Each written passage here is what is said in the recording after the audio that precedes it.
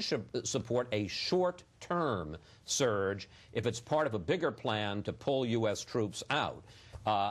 Is that likely to be a compromise, that, yes, a short-term surge, but a long-term pullout, or are we headed for open warfare in this town on this issue of Iraq policy? No, there's no point having a short-term surge, especially if it's proclaimed ahead of time that it's just short-term. Then they go into hiding for 3-6 months.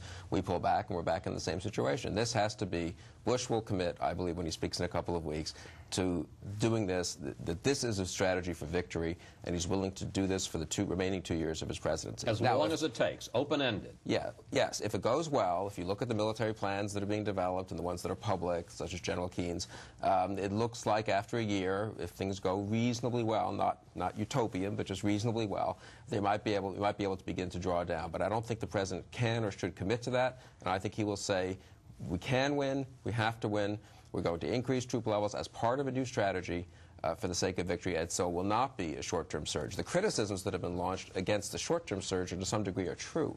What's needed is a sustained and large surge. Well, among other things, the insurgents and the bad guys could simply fade into the woodwork and wait the short-term surge out. And right. So it has to be a sustained, large surge to establish security, gradually expand the zone of security, take care of the Sunni insurgency first, then turn against the Shia militia when that becomes possible, when the violence has begun to subside from the Sunnis. This is a remarkable moment, though. I think I came to Washington over 20 years ago. How often does a president go against what Juan referred to as, the wider consensus in this town, that a military solution isn't possible? It's a very broad consensus of the establishment, and I think that's why there's so much anger among some of the establishment types. Gee, the Baker-Hamilton Commission pronounced its verdict, and how dare the president make up his own mind and decide that he's not just going to gracefully accept defeat with this nice bipartisan patina of the Baker-Hamilton Commission? How dare he decide that he might try to win in Iraq? It's not just the consensus of the establishment of the graybeards. I mean, it's the American public. Right, and how often does a president decide,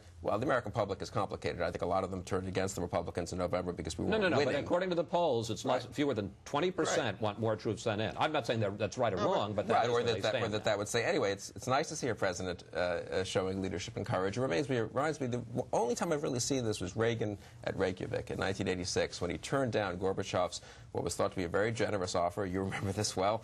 I was there. Yes, to get rid of so many weapons. And Reagan said, no, we're not getting rid of SDI. He went against the bipartisan consensus, the conventional wisdom. He was right, and this time Bush is going to do it. And it's impressive. It is impressive for